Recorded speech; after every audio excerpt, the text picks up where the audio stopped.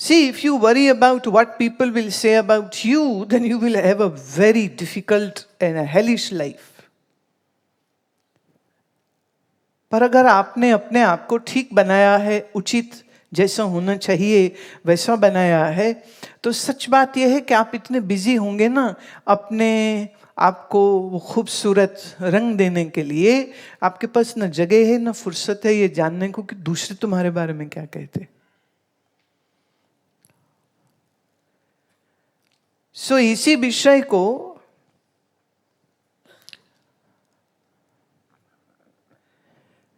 मैं लेती रहूंगी और साथ ही साथ आपके लिए आपके भेजे हुए प्रश्नों के उत्तर भी देती हूं। अब सबसे पहले जो क्या गुण तुम में होने चाहिए वो सुनो। आएंगे कैसे फिर हम बात करेंगे, ठीक है। सबसे पहले क्या गुण होने चाहिए? सबसे पहले अभयम। संस्कृत में है क्या बोला? अभयम, मतलब जिसको किसी से भय नहीं। अभी तो तुम कॉकरोच से भी डर जाते हो, छिपकली से भी डर जाते हो, किसी रिश्तेदार से भी डर जाते हो, टीचर से भी डर जाते हो, जाने किस किस से डर जाते हो। तो फिर ये गुण तो बहुत बड़ा मिसिंग हो गया ना। पेपर से भी डर जाते हो, कईयों को तो ठीक पेपर से पहले लूज मोशन हो जाते हैं, कईयों को बुखार चढ़ जाते हैं, पर जैसे एग्जाम खत्म हो बुखार भी उतर जाता है। अब डर आया था मन में, बुखार चढ़ा शरीर को, ये कैसे हुआ? अब बुखार मन को चढ़ नहीं सकता है, भय शरीर को लगता नहीं है। भय कहाँ है? बुखार आया शरीर में, तो इसका मतलब मन और शरीर दो हुए कि एक? तो अगर आपके मन में भय है तो वही भय आपकी देह में भी आ जाएगा। इसलिए जो भयभीत लोग होते हैं वो कभी चिन अप करके नहीं बैठ सकते, वो कभी आंख से आंख मिला के बात नहीं कर सकते। Now learn this. Your body language can very well exhibit what kind of mind you have. If you have fear in your mind, you will never look eye to anybody. You will be evasive. Your body posture will be bad. Body posture means leaning forward, slouching, never sitting erect, never being attentive. आपका जो ये आंख का पुतली है, अगर पूरे समय यहां यहां यहां यहां यहां यहां यहां यहां चल रहा है, अगर ये पहचान है कि आपका मन बहुत स्पीड से सोच रहा है कुछ। जब आपकी मन की स्थिति अच्छी होगी ना तो तुम्हारे नेत्र एकदम चमकदार और स्थिर हो जाते हैं। जैसे कोई झूठ बोल ले तो झूठ पकड़ा ना जाए तो क्या वो आंख मिलाएगा? वो कितना ही ढीठ क्यों ना हो, किसी ना किसी पॉइंट पे आकर के वो आंख चुराएगा, कहीं और देखेगा, वो आंख से आंख नहीं मिला पाएगा। पर जो सच बोल रहा है वो आंख नहीं चुराएगा, वो नीचे जमीन नहीं देखेगा, वो सामने वाले की आंखों में आंखें डाल के बात करेगा। इसका मतलब क्या हुआ? अगर आपका मन स्थिर है तो आपकी ये आंख की जो पुतली है ये भी स्थिर होगी। पर जब आपका मन बेचैन होगा तो यहां वहां यहां वहां यहां वहां ऐसे आंख चलती रहेगी। This stability of your mind will provide stability to your eyeballs. Your eyes will be clear, your eyes will be transparent, and you can look into eyes of anybody and convey your whatever feelings are there to that person very nicely. You won't be evasive. You won't be deceptive because you're not scared. So Sri Krishna says in Gita, the first and the foremost guna, the attribute which you should have is abhayam, no fear. No fear.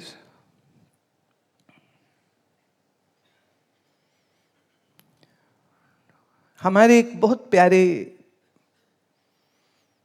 Swami ji जो अल्मोड़ा के जंगल में रहते थे, उनकी सेवा में जो एक वहीं गांव की एक महिला आती थी, तो एक दिन जब वो उनके कमरे में गई तो क्या देखती है, यहाँ स्वामी जी जमीन में बैठे हैं ध्यानस्थ, और वहीं कोने में एक शेर बैठा हुआ है।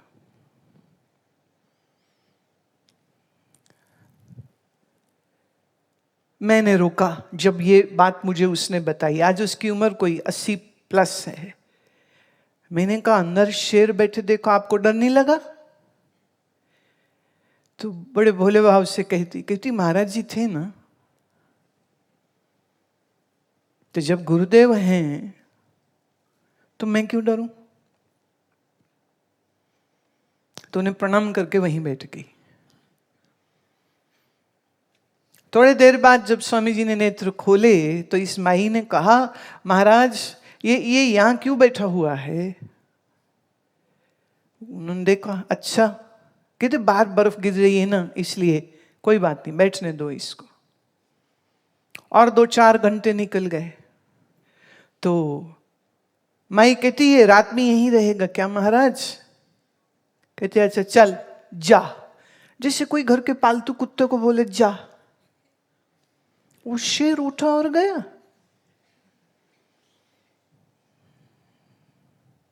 सवाल ये उठता है कि उस शेर ने एक इंसान की भाषा क्या समझ ली थी? जानिए, शेर भाषा समझे न समझे, उस भाषा के पीछे जो विचार, जो मन है, वो उसको समझता है।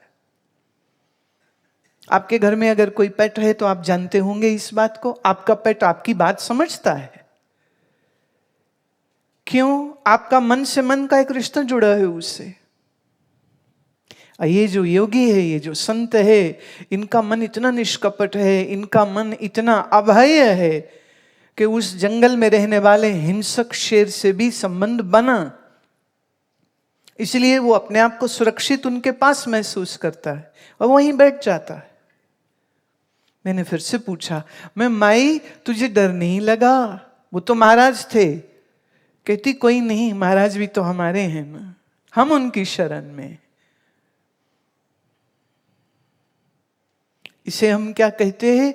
इस माई के मन में जो अभय था, वो महाराज जी के प्रति उसके प्रेम और श्रद्धा के कारण था। अब कितनी प्रेम, कितना श्रद्धा है उसको अपने इस गुरुदेव के ऊपर, कि गुरुदेव के पास में बैठा है शेर तो मैं भी सुरक्षित हूं, क्योंकि वो उनकी शरण में है और मैं भी उन्हीं की शरण में हूं।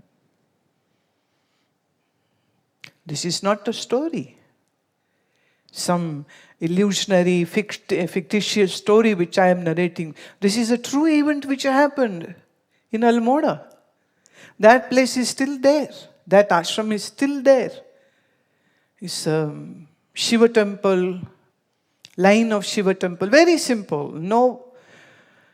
No prosperity as such, very simple village setup, and a small room where Swamiji used to live, and in that very room where the leopard, the tiger, was also there.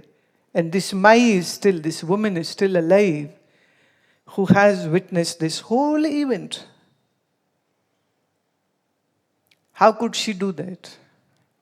Well, Swamiji is great, but how could this woman be this fearless? Why?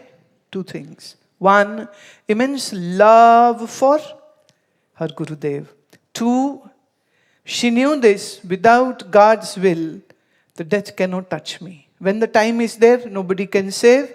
When the time will come, the person will die. If the time has not yet arrived, nobody can kill. Nobody. So the firm faith on her Guru, on her own devotion, made her fearless. Abhayam. Sattva Samshuddhi. Sattva means truthfulness. Samshuddhi, pure mind, not a dirty mind. Question is, do you have a pure mind or do you have a dirty mind? Do you have truth in your life or do you have lies in the base of your life? Sattva Samshuddhi, truthfulness. किसी भी कीमत पर असत्य न बोलना। बात बात पे झूठ बोल जाए तो उसकी अच्छा, जब हम शुद्धि की बात करते हैं ना, तो देखिए शुद्धि एक तो होती जब आप नहाते हैं तो हम मानते हैं शरीर शुद्ध हुआ, पर जब आप अपनी जुबान से गंदी गंदी गाली निकालते हैं तो ये भी अशुद्धि है। क्या है? अशुद्धि। और आजकल कुछ रिवाज हो गया, एक फैशन हो गया है, अंग्रेजी के कस वर्ड्स बोलने का फैशन हो गया, अपने आप को मॉडर्न दिखाने के लिए। 4 लेटर्ड वर्ड बोलने में बड़ा आनंद आता, उठते बैठते बोलते रहते, बिगिनिंग फ्रॉम एफ और beginning from S, this 4 lettered word बहुत बहुत ज्यादा आजकल हमारे भारत के सब लोग बोलने लग गए। ये अंग्रेज बोलते थे, अमेरिकन बोलते थे, अब उनकी नकल, माने वो हम लोगों की नकल करके धोती साड़ी पहनने लग गए, तुम उनकी नकल करके फटी जीन पहनने लग गए। वह हमारी नकल करके योगासन करने लग गए और तुम उनकी नकल करके उनके 4 लेटर्ड वर्ड बोलने लग गए जो उन्होंने छोड़ दिए। गाली गलौज बोलते हो तो आपकी जीभ अशुद्ध हुई, झूठ बोलते हो तो जीभ अशुद्ध हुई, किसी के लिए बुरा सोचते हो तो जीभ के साथ साथ मन भी अशुद्ध हुआ।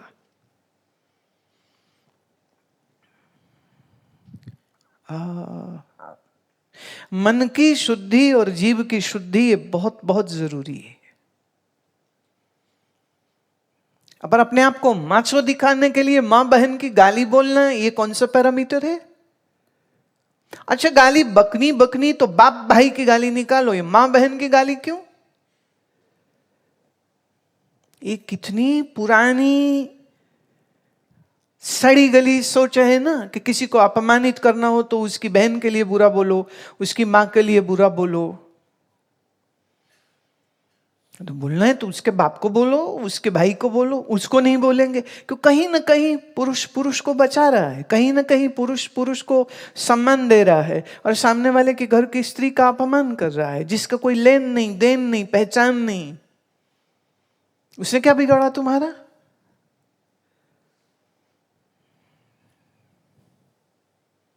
देखिए, आपका हक है, आप जो चाहें बोल सकते हैं, पर मेरा इतना ही एक निवेदन है कि जब आप किसी को गाली देते हैं तो फिर गाली उस व्यक्ति तक सीमित रखिए, उनकी माताजी को, उनके बहन को बीच में क्यों लाते हो? मर्द हो तो मर्द तक बात रखो, उसकी मां को, उसकी बहन को क्यों? Why? So using cuss words, using abusive words, using insulting words, you are making your own tongue impure and you are making your own mind impure. And with this impurity, remember, you can never have peace of mind.